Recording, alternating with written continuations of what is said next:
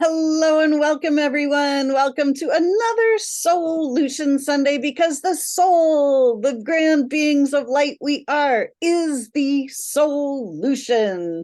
Knowing who we are solves many, many problems. Connecting to our true nature is the conversation today. You may know my guest as international best-selling author, transformation coach, and luminary speaker. And I know her as my good friend. Gwen Lepard is our guest today. Welcome, Gwen. Oh, thank you so much, Lisa. It's delightful to be with you. It is. It has been a delight to have you here visiting me in the beautiful Adirondack Mountains as my guest and friend for the last couple of weeks, going out and exploring nature, having all kinds of adventures, playing games, having fun, cooking, exploring, doing all kinds of really cool stuff that help us connect to our inner being, to our natural fun-loving selves. Without a doubt, all of that was extraordinary. And yes, let's do it again. Yes, indeed. Yeah, definitely deeply connecting into nature just by being here. And the there are so much sparkly, there's so many sparkly rocks. There's so much sparkle in this area. And I mean, anywhere where you go out into nature, you can find that sparkle, that connection with who we really are. When we lose our connection to nature, we really lose a piece of who we are. Exactly. We lose our sparkle because who we are grand beings of light. We're literally made of light. Any scientist will tell you that if you put any part of our body under a high enough power microscope, you get down to the atomic level, and all there is left is light. So we are that sparkle. And it's when we lose our sparkle that we start to suffer. We start to dim our light. We start to fade. We start to, life starts to become heavy, and we start to lose our life. We are here to live life and be alive. And it's that sparkle. Yes. That being alive is sitting behind a desk for so long. I really felt like I had lost that connection to nature and lost that connection to why it is that I do what I do. You spend so much time in the doingness of what you do that you forget about the grand being of light that you are, and you forget about what your purpose is and why it is that you're even doing the things that you're doing. And this reset has been amazing to remind me that the reason why I do things is to help other people be themselves, to shine their light, to recover from being in the world and be themselves instead. Exactly, to recover from the doingness that we've all been programmed. That is the thing that has the most value, when in truth, what has even more value is just sitting under a tree and looking at the leaves. Exactly. What is more, when we really think about it, what has more value, what is more valuable than feeling alive and feeling great? I don't think there's anything that has more value than being alive and feeling great. I mean, you can be alive and feel awful. There's no doubt about that, especially if you sit behind a desk all the time and sit in Right? front of a computer trying to micromanage your business into something that can help others, and you end up not helping yourself and losing yourself in the process. And so many people are looking for abundance, and they're out looking for abundance. And if you just sit down in a yard with some grass and you look at the blades of grass, that is incredible amount of abundance. You sit under a tree and you look up and you see the needles of the leaves, and it's like, that is an abundance. So we need to be really careful of the kind of abundance that we go looking for Exactly. because abundance is everywhere. So you could, maybe you say, I want abundance. And then next thing you know, you have abundance of challenge. And you're like, but I wanted abundance. Like, well, You didn't specify. You wanted an abundance of I like to call them positive adventures rather than, hey, I wish you many adventures. It's like, no, I wish you positive adventures, adventures that are fulfilling and feed your soul, and that when they're over, you're grateful that you had them instead of going, why did I do that? Why'd I ask for that adventure? Right? Exactly. Wow. It's really amazing. And when healers get together, when the awakened ones, the ones who realize that there is something beyond the doingness of life, when these beings like us get together, it is powerful. Yes, we actually had a gathering with a bunch of beings of light, and it was, I mean, one of your regular guests, Keith Leon S, was playing music, and a number of us gathered, and the amount of light that was there, I mean, people were like, I want to be part of that group. Who are they? What's going on? Because we're together and we're multiplying light and then multiplying light and multiplying light. And so we just are big shiny balls of soul light. Exactly. And that was like, that's life, that's living, getting together, playing music, dancing, Dancing. singing, having fun. This is really the essence of life. And it's just such a beautiful thing. And it happens all too rarely, unfortunately, on this planet. You know, when Yeah. I found myself facing cancer, I was not having a whole lot of fun in my life. I was struggling. I was trying to make ends meet. I was doing and doing and doing and doing and not producing, not the money was not coming in, but I was doing so much and I was so unhappy. And it's no wonder that it showed up in the cells of my body, because our bodies reflect our state of being. And so many of us are just programmed to believe that there's something wrong with the body. But we're living these lives of drudgery and heaviness and depression, and we're not looking at that as a problem. We're going, oh, there's something wrong with my body. But then when we get together and we have this fun and we get out in nature and we start really having fun again, we start to remember, it's like, this is what life is all about: the connection with each other, the connection with nature, the connection with ourselves. Absolutely. While oh, yeah, you had me thinking of something and then it just drifted off. It'll come back. But while I was here, I really found a connection with my father who passed about 10 and a half years ago. And having it's like every day, it's like a story would come up about him, and or I'd say my dad would this or my dad would that, and I would see things that I knew my dad would so appreciate. And it felt like by being in nature, which he absolutely loved nature. He was a farmer and he organically farmed.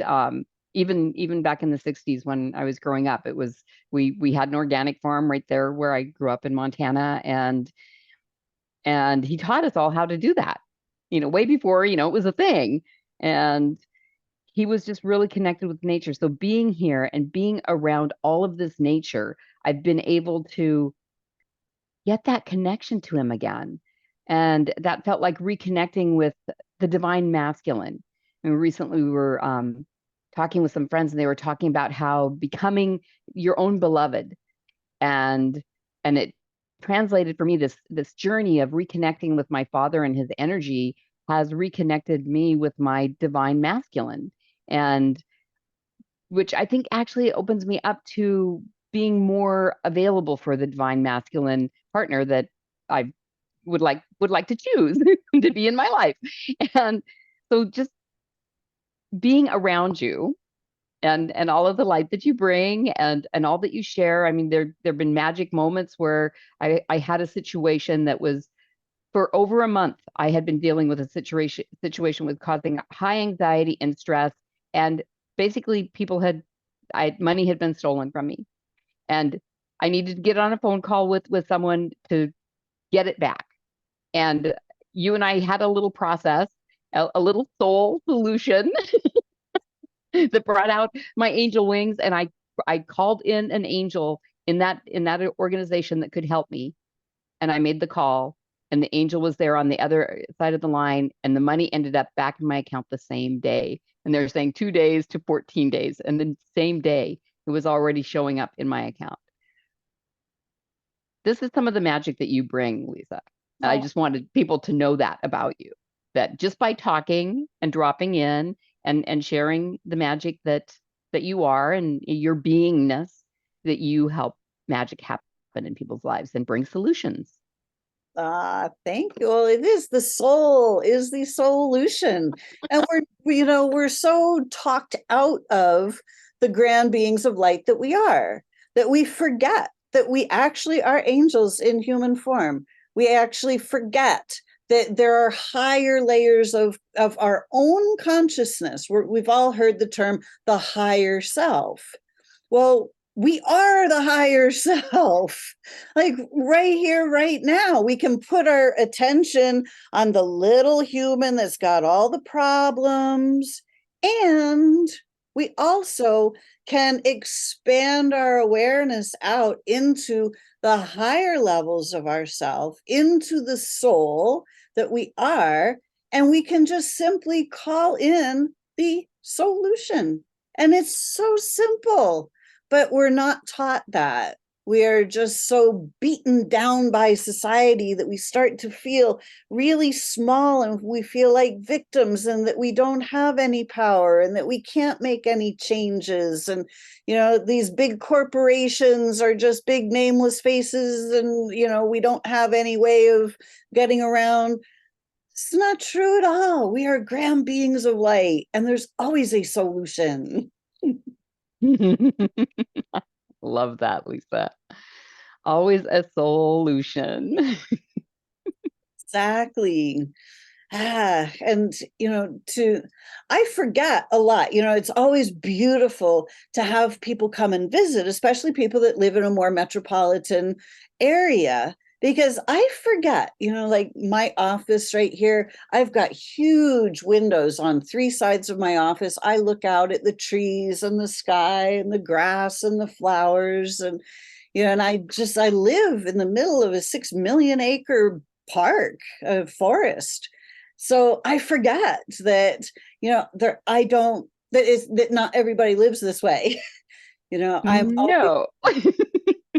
right. Yeah. Yeah. Nature is definitely part of the solution. So even in a metropolitan area, so even when I go back to San Diego and I am close to the ocean, so I can get near the ocean, and there are parks. And in most cities, there are boulevards or parks or some piece of nature that you can get to, even if it has to be a plant that you're growing yourself. And being able to tap in to that nature, taking you into your inner nature of the soul and your higher self, and a being with the purpose of bringing more light, just being love. That's how we come in, is we come in pure love, bundles of joy. Yeah, we come in with the knowledge that we are a soul, and then it gets programmed out of us. I remember sharing something you'd shared with me that I shared with a client, that so often people say, well, that we're a soul, the soul is inside of our body. And when you shared with me that no, our body's inside our soul, because I'm always talking about how we're just balls of energy bumping into each other, and having attachments and connections and cords and all of those things. And yet it's our souls that are bumping into each other. That energy field is part of our soul. And when I shared with her that your soul isn't inside your body, your body's inside your soul, it made such a huge difference for her, because she was no longer thinking of herself as this broken body, but as a soul that had a body inside of it. instead of the other way around, that this little teeny tiny soul was actually, animating her. So that was like a huge solution for her, that that I saw so many changes after sharing that, and she would refer back to that. It's like that was so helpful, because now I see myself as a soul instead of a body, a soul with a body instead of a body with that has a soul inside of it animating it. So that was very, very helpful. Yeah, we are multi-dimensional beings, but we're never really taught what that means. On a really practical, easy to understand level, it means that we are both physical and non-physical. It means that we are souls, which are pure consciousness in physical bodies, so that we can place our attention either in the physical body or in the non-physical realms. But we're so programmed that if it's not physical, it's not real. Oh, that's just your imagination. That doesn't mean anything. Well, Science proves it does. differently. Like, the imagination is the tool that we use to see the non-physical realms. We live in a universe of infinite possibilities. And it's that third eye, that imagination, that allows us to see the infinite possibilities that have yet to be brought into physical form. So if we ignore the imagination, if we ignore the non-physical parts of ourselves, we're ignoring 99% of who we are. Yeah. Seems like there's some programming going on. Like, don't notice. Yeah, don't notice what you really are. Yeah, don't, that there's, yeah. I know that's something you can speak into a lot. But just the fact that we're told that only what is physical and only the hard work are what have value, and that this is actually physical, when it's, like you said, you put us under a microscope and we're pure light. So the fact that science has proven that, and yet people are still, show me, I'll believe it when I see it. And it kind of gets frustrating when you think about that. So, frustration is just a a little bit of information on where to shift your energy. It's like, okay, so that's frustrating.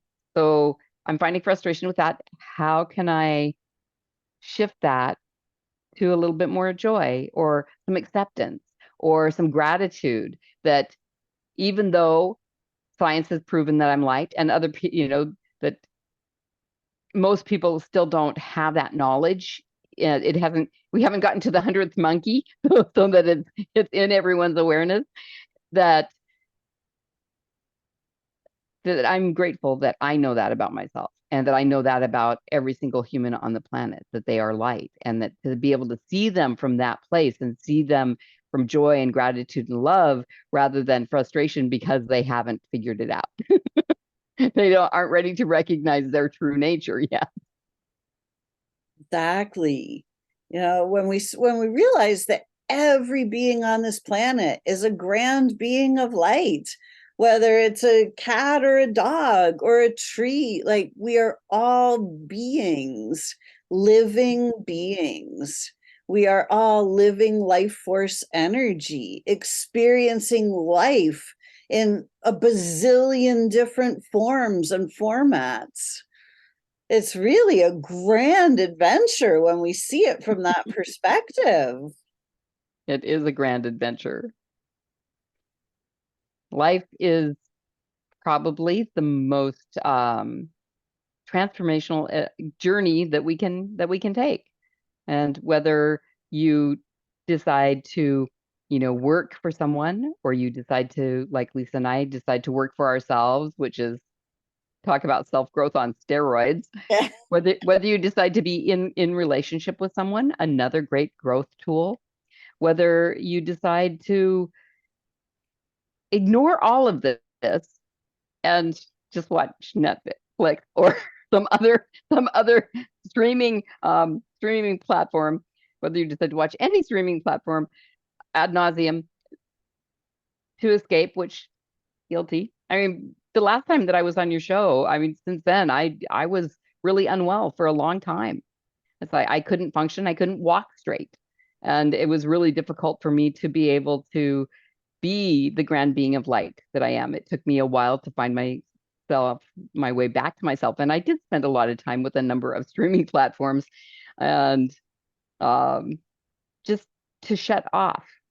And yet you're still not totally shut off, but shutting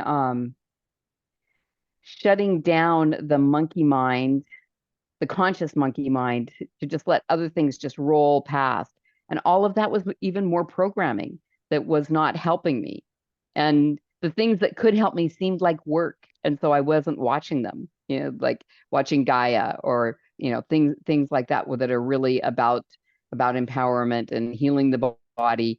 I wasn't able to watch those because it seemed like work. And I was just so worked out because I had worked so hard for so long on my business. I've been in business for almost 10 years now, and the business has gone through a number of different transformations as I'm a transformation coach. And so I have transformed myself and my business repeatedly to get to this point now where I really feel that I have much more to offer and can help more because I went through that almost 2-year period of not, I mean, at first I still thought I was okay and was working really hard. And then all of a sudden it was like, you're not working anymore. You're going to bed. You're just going to go to bed and stay in bed. And then I did that for a month and I got up and like, I'm ready to go again. But I'm going to take it easy. I promise I'll take it easy. I'm just going to bake some bread. My cat came in and bash, hit me 15 pounds, hit me in the leg, then got in between my legs. And there was no catching myself. I went down on his tile floor so hard. Luckily, nothing broken, thank gosh. And I went back to bed for another month. And all of this rest was absolutely required for me to be able to get back to my inner nature and the knowingness of being a grand being of light and finding my joy again and being able to come up with solutions instead of just seeing everything as a problem and seeing my body as a problem. That it's like it wouldn't stop giving me symptoms. What was it trying to tell me? And it was rest, that I really needed to rest. And I think that we spend, I mean, I see people like, how do they do that? You see, they have children, they have, maybe they're, like sandwich generation where they're taking care of parents as well. And they have a job, and plus they're being all things to everyone. When do they find time for themselves? And if they don't, they end up like I did. Just luckily for me, it was just I just needed to rest. I didn't end up with something. Well, they couldn't figure out what was wrong with me. The rest took care of it. My body took care of myself once I gave it what it needed, which was rest. So all of the tests that they did, they couldn't find anything wrong, probably because my body was busy healing it just ahead of the test. Exactly. And I know that you helped me through a lot of that too. So I just want to say thanks. You're very welcome. I'm glad I can help. Well, the 5 biological laws, you sharing those, but share more, please. That's because that's part of our nature. Well, it is, we are universal in nature. That is who and what we are. And we are not designed to be separated from nature. And nature, the universe, works in very specific ways. And when we are separated from those ways, when we're told that life is about hard work and you got to earn money and you got to earn your living, that's not natural. But then that becomes our reality because that's what we believe. So it happens as we believe. So the biological laws say that we are part of nature, and that when we're living in peace and harmony with nature, all is well in all of creation. But as soon as we move away from living in peace and harmony with nature. As soon as we distort ourselves, when we separate ourselves, then it's not so good. So when we get separated from our true nature, when life knocks us upside the head, we have a trauma, and that's the thing that starts the dis-ease process. And if we don't know how to start clearing those traumas out of our energy field when they happen and neutralize that hit that we get, then our bodies just keep responding to that because it's still in our energy field. And there's nothing wrong with our bodies. Our bodies are just saying, hey, you got this thing in your energy field that you haven't dealt with. You haven't neutralized the charge on this thing that happened. So, you know, all the universal biological laws say that a shock happens, it starts the dis-ease process. When you clear out the shock, the body heals itself, all by itself, naturally. And that when you have that shock, the body responds to the shock in a very appropriate way to make sure that we survive the shock. So there's nothing wrong with our bodies. Our bodies are literally helping us in every minute of every day, but we're simply taught, programmed, that there's something wrong with us. Ah, I wish that we were taught that we are grand beings of light. Do you think there's ever going to be a time for that? This is the time for that. It's about us remembering. We have to remember. It's up to us to remember our true nature. It's up to us to recognize the power that we have. And it's up to us to see, you know, to be able to step ourselves back far enough to be able to see why the world is the way it is. Because it doesn't have to be the way it is. But if we just keep going along and doing the same thing every day, following the rules, it will continue to be the way it is until the way it is completely falls apart, because the way it is out of alignment with universal law. So when we're living contrary to universal law, it's unsustainable. So, you know, we're kind of in this game of Jenga right now. You know, it's like, how long can we, you know, how far out of alignment can we build this thing before the And whole still not, yeah, still not topple it. Oh yeah. right? Yeah, thank you for bringing up games. You taught me a new game while I was here. It was so incredibly fun. Rumi Cube. Rubik Cube. Woohoo! Rumi Cube. And this, it was so interesting that, I mean, this game was just fun. And it's what tiles. So there's tiles and they have numbers on them and they're different colors, and 1 through 13. And so there's 106 tiles, and you put them together in specific ways. And I found myself, there was a part of myself that wanted to make it more complicated. So we're playing the game and it's fun. And it's really fun, and adding things, and I'm watching and learning all the different ways of playing and different strategies. And I'm just picking up on it. And my brain is going, if you did this and this and this, I was finding ways to complicate it, to make it more competitive. I'm like, who is this person? This is, you know, I just wanted to have fun. I'm loving playing. And whether I win or lose, it's fun to play it. And it was connecting us because we were playing with another friend as well. It was like, it connects people. And that's what it even says it on the box, something to connect people. And so we were having that connection. And yet I've been so programmed that games are win or lose, and that, you know, you have to have consequences. And if you have leftover tiles, you count them all up. And the person that has the most left is the biggest loser. And it was like, where's all that coming from? Because I just, you know, my core is joy, and that voice that wanted to complicate, make it competitive, all of the things that we're trying to get out of, there it was. And I was able to just keep coming back to, this is just a game, and it is a fun game, and I'm connecting with my friend and friends, and I just want to play the game. Right? So it was really cool to catch all of those voices and just be aware of like, what is that? Where did that programming come from?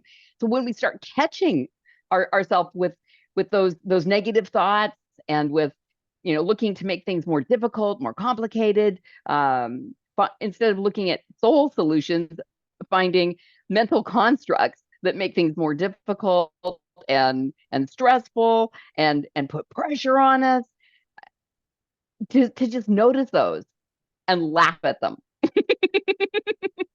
I Yeah. think that is one of the best solutions, is to just laugh, laugh at ourselves and the It- craziness that we were programmed with. And it's so fun when we notice it. right? It's like when we get so competitive, which we're taught, where all the sports that are on TV, the rivalries, and the climb your way to the top of the corporate ladder, all of these things that are about competition, the winners and the losers. It really takes all the fun out of everything. So I love that we were able to just play these games and just have fun. And, of course, it's great to win, but it's more fun to just play, and when, it's It really really is. when I play, Another. right, exactly. It's really fun because, like, I play most of the time, I play games with my mom, because she's one of the only ones that's around a lot that I play with, that she likes to play games. But she grew up in the competitive, like, I have to win, I have to be the best, I have to, but I always go in like, I just want to play the game, like, I don't really care. But because I really never cared whether I won or lost, and I was just able to, my consciousness was just able to be free, just to see all the different strategies or play, I usually win. So, winning is really important to my mom for it. But now we've gotten in such a pattern that I win all the time. So every time now she's like, oh, what game are you going to beat me at now? I'm like, well, I don't Oh, game game, but let's just just have play fun. and have fun. But she is good about it. She's like, I know, it's just fun. We're having a good time. It's about connecting. It really is about connection. And I hope that more games like that are out there, that that we find more ways of connecting, having connection and fun, rather than the competition, where we can collaborate together and just play. It's incredibly, it's part of our nature is to play, and just so much play has been taken out of life. And I know that um, I know that having this reset and getting more play in my life will, I'll be bringing it back to my business. Like, you got to see me dance in your kitchen, and you suggested something that I hadn't really thought of, because I'm childless by choice, and so I haven't really thought. It's like I feel like I don't know how to connect with children, and yet um, you were suggested teaching children how to dance the way I do, which is I translate music into movement. And that's, the first thing that I danced to was the wind in the trees, because I grew up in Montana and was very close to nature. I mean, really, actually quite isolated from other people. And so getting, now living in the metropolitan area, I really miss that particular nature and have been able to find more nature. But when you suggested that, it's like I actually am part of a dance company that dances at a studio where they teach children. And it would be teaching them, how music translation, how to translate music into to movement, embodiment. And that actually sounds like it would be something that would be really fun to do, and then bring that also to my to my other classes, teaching about the 13 chakras, so embodying the 13 chakras and bringing movement and dance back into what I do, because it's such a part of who I am. I literally came out feet first. I've danced my entire life. And here I'm trying to make a business that doesn't involve dance. What's up with that? Right? So Oh my God, crazy. you're such a great dancer. It's so beautiful to watch you dance and move, and it's just so natural and intuitive. Yeah, I actually would love to teach that. I'm gonna bring that to the owner of the studio and see if that's something that she'd like to offer to the students there, because I mean they're all learning the things with rules, and it's got to be done this way and this many counts, and let's get you into interpreting the music, and then bring that back to the rules, because it's good to have both. I love structure, I love containers, and then the freedom and flexibility within them. It helps us play better when we have both, I think. Exactly. And it also helps us to understand our own bodies, because every body is different. Every body has a unique size, a unique shape, a unique structure, and how the body is configured really dictates how that body can move. Growing up as a figure skater, this body moved in specific ways.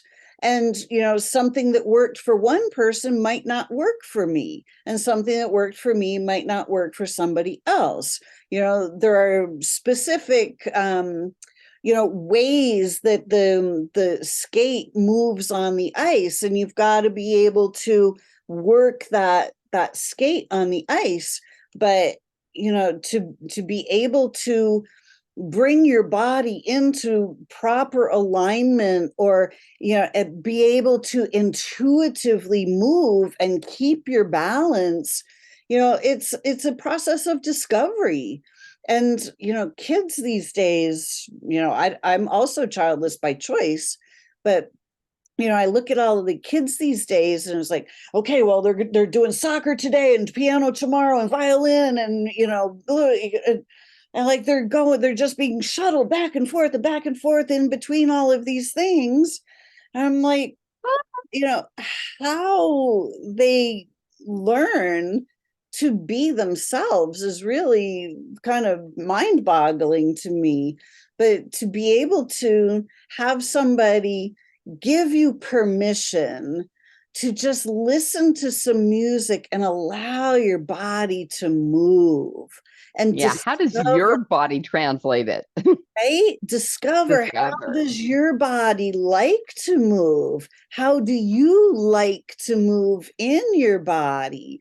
What do you like to listen to? What are the sounds that you can move to? I mean, I think that would just be phenomenal. Yay. I'm looking forward to it. Yeah. Hmm. And I think that also brings up, as adults, we have been so structured and so programmed that we forget how to move through life. We forget how to dance. We forget that we can just dance in the middle of the kitchen while we're cooking dinner just because it's fun. We become so self-conscious, like, oh, I might move wrong, or I might not know the right thing to do. Or you might feel something. When we move our bodies, people feel things, because emotion is, um, energy in motion. So when you start moving your body, old emotions can come up, or some people only equate movement and sensual movement, because oftentimes music is sensual with sexuality, and that makes them uncomfortable if it's outside of the bedroom, or maybe they um, are just uncomfortable around sex completely. And so when you start dancing, I mean, there's so much in society's thought, that dancers are sexual, that if you dance wild and crazy, or you're having fun and you're dancing, people think that you're available, and so I've had to find places to dance outside of bars. And I have wonderful communities. I'm part of I'm in a dance company in San Diego, multi-generational, as well as a group of people that come together, and we call ourselves, it's been around for like 30 years, Dance Church. So, and they're all over the country, where we just come together on Sundays and just move.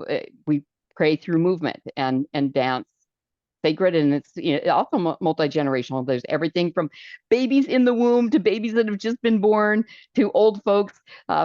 Teenagers, for the most part, aren't there because they're just, they're too uncomfortable with their bodies and what's changing. They seem to be the one age group that we don't have much of. But having found those areas where I can dance, so I don't have to go to a bar to dance to music, or I can dance in somebody's kitchen or my own kitchen, has really, really helped with my expression, because I'd go out to a bar and dance, and it seemed like it was assumed that I was available for sexual activities because I dance and that I'm comfortable in my body.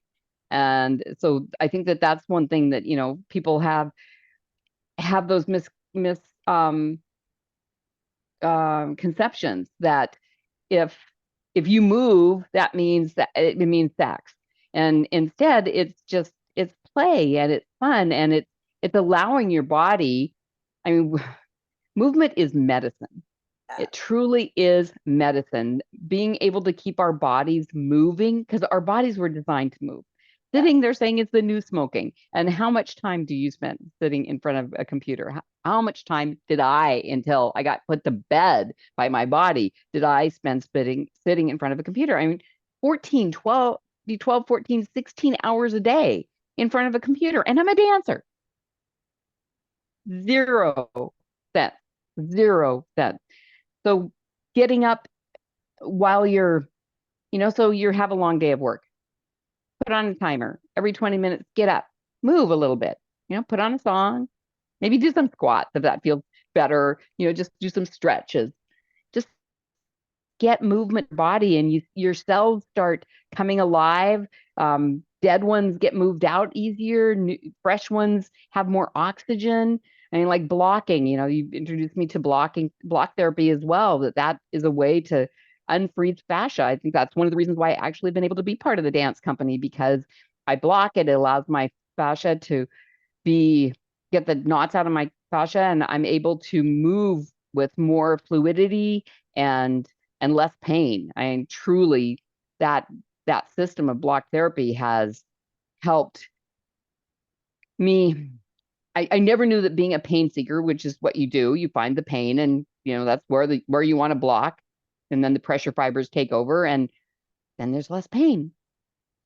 So for me, I've tried a lot of things to get out of pain, and block therapy has been better for me than anything else, because I need to go through the pain.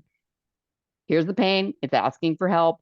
What am I doing? I'm going to get rid of what's causing the pain instead of masking it with drugs, alcohol, video, lots of video, sex, yeah, all of the things that we, the negative things that we use to medicate ourselves when we don't feel good or we're having pain. I'm just so fortunate that I never got into opioids, because I'm sure that they would have taken me down a very nasty trail.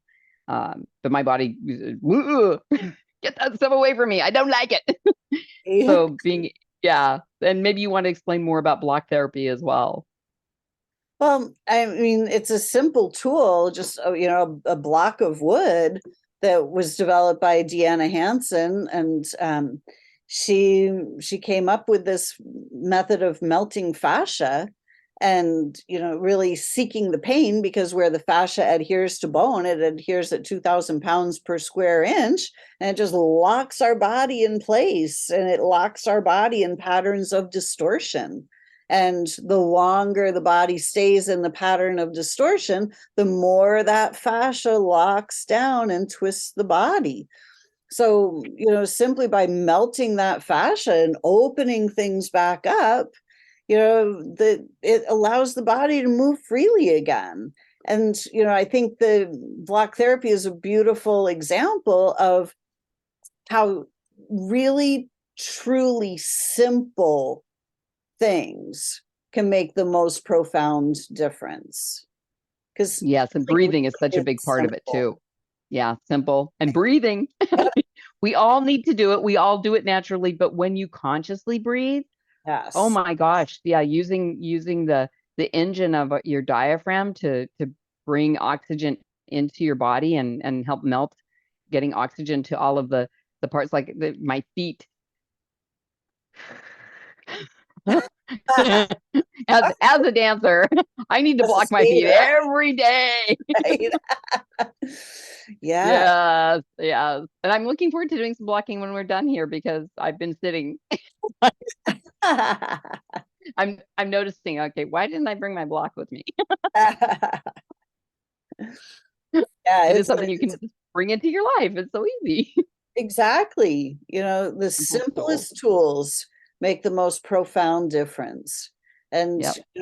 breath is a tool that we all have.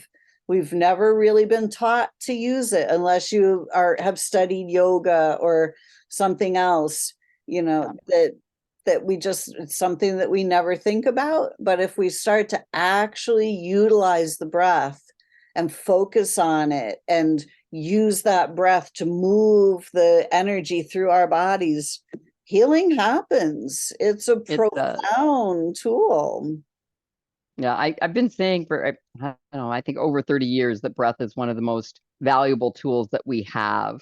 Um, and actually, yeah, the most powerful tool that we have for healing. I've been saying that for about 30 years. Uh, actually, yeah, it's been longer than that. Okay. Yeah, let's go with 40. When I studied massage, because we use breath in massage, and I recognized that being able to consciously breathe was an incredibly powerful tool for healing, and they are now teaching it more and more, which is great. And yeah, I mean, you can get results with with the blocks from block therapy, as Deanna suggests and says, but you add the breath to it. In fact, I heard her say something that was like, what? That the exhale is where weight reduction happens. Like 80, I think it was 84% of weight reduction comes from our exhale, which is, so if you're jogging, you're exhaling a lot, you're doing aerobics, you're exhaling a lot, but it's actually the exhale. And she uses the exhale in block therapy to get the toxins out of your body. So you're inhaling, bringing in the oxygen that our tissues need, and then exhaling out the toxins that and the what's stuck, the pieces that of the cells that were adhered, the fascia that was adhered, those toxins that were holding the bone into places of dysfunction, like yeah, like having a broken toe in my foot. That as I block that these toxins are coming out and I'm getting more range of motion. I'm going through a little more pain right now, but I will be able to perform on Saturday when I get back because of block therapy and because of breathing. Simple tools that are fun and painful and fun. You smile. When you smile, it takes the pain away. It's so funny. Exactly. Oh my gosh. The other simple tool that we've been talking about today is nature. The things Mm. that are free. That if we Mm. simply become aware of what's around us, we can start connecting back into source, and we can start allowing that living life force energy to move through our bodies, which then heals ourselves. Mm. It's been such a pleasure to have this very varied conversation with you, Lisa. I feel like we've covered a very wide and broad selection of items in this Right? conversation. I love it. But, this is life. Life is variety. Variety is the spice of life. And we've just Mm. been taught to be so focused, be focused on making money, be focused on working. Hmm. And it doesn't bring life force energy. I mean, if we really love what we do, then yes, of course. However, having that as our sole focus, it's not focusing on our souls, it is focusing on the opposite. And it really just starts to shut down our life force energy. And really, it just comes down to really, health comes down to, are we allowing living life force energy to move freely through our bodies or not? Yep. Maybe we should do a breath and just move some life force energy through our bodies. Yeah. Absolutely. So just simply noticing, allowing yourself to close your eyes and inhale. Watch the breath come into your body, filling your body like a balloon. Noticing the light that comes in on your breath. And as you inhale, filling your body like a balloon, see your body lighting up with this living life force energy. See it feeding your cells. Allow your cells to drink in this living life force energy and light. And notice the great central sun above your head and the earth beneath your feet. And that pranic tube that connects the two through your body. And allow the great central sun and Mother Earth to communicate through that tube as you inhale and exhale. Breathing in energy from the great central sun down through the top of your head and exhaling down into the earth, connecting heaven to earth. And inhaling up from the earth through your feet, up into your heart space. Then exhaling out through the top of your head, back to the great central sun. Notice how this living life force energy can connect heaven and earth through your body. Notice how your body can light up. All of these cells can drink in this living life force energy. When was the last time? When was the last time that you fed your cells with living life force energy consciously? And what if you did this every day, even for a few minutes every day, to feed and heal your cells, allowing every cell to drink in the living life force energy that's available 24/7, 365. We are here to live in peace and harmony with all of nature.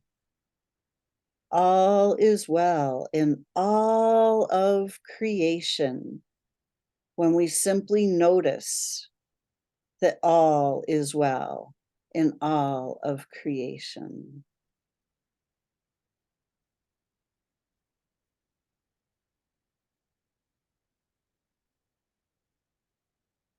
And so it is. And so it is. Mm-hmm. So Thank you for having me. thank you, Gwen. I'm so happy to have you here. I'm so happy to have you here in my home as my guest, my friend, my playmate, that we can go out and have fun playing in nature, playing games, playing with our other friends, remembering what it is to play and have fun, and how healing it is to allow this living life force energy, this joy to permeate through and come out as expressions through our bodies in so many different ways, shapes, and forms. Woohoo! Yes, baking, cooking, so much fun. Yes. All of those other things too. Oh my gosh. And cleaning. Even cleaning, Gwen, fun. queen of cleaning. Oh my goodness. She did some amazing cleaning in my kitchen. Wow. Place looks completely different. I'm so Aw, grateful. it was fun. Hey, and that's what counts. Bringing light. Exactly. Yep. Right? So, how can Yep. you, who is listening today, how can you get out and enjoy yourself? How can you have fun in nature? What kinds of fun games can you play? What do you enjoy? What brings living life force energy to you and through you? How can you express this out into the world through your body? Ah, Gwen, thank you so much for being here today. I really love having you on the show. We always have beautiful conversations. So thank you, thank you, thank you. So Thank you. It's been wonderful. I love it. So I am Lisa Warner. I am the author of The Simplicity of Self-Healing, now in its 10th anniversary edition. Gwen, if people want to reach out to you, where do they find you? GwenLepard.com, my website. Beautiful. So it's GwenLepard, GwenLepard.com. Yep. And you can find me at connectingyou2you.com. So thank you all for joining us today. Thank you for joining us for another SOULution Sunday, because the soul, being the grand being of light you are, is the solution to every problem. Thanks for joining us today. Thank you, Gwen. Until next week, create for yourselves a great week. Bye for now.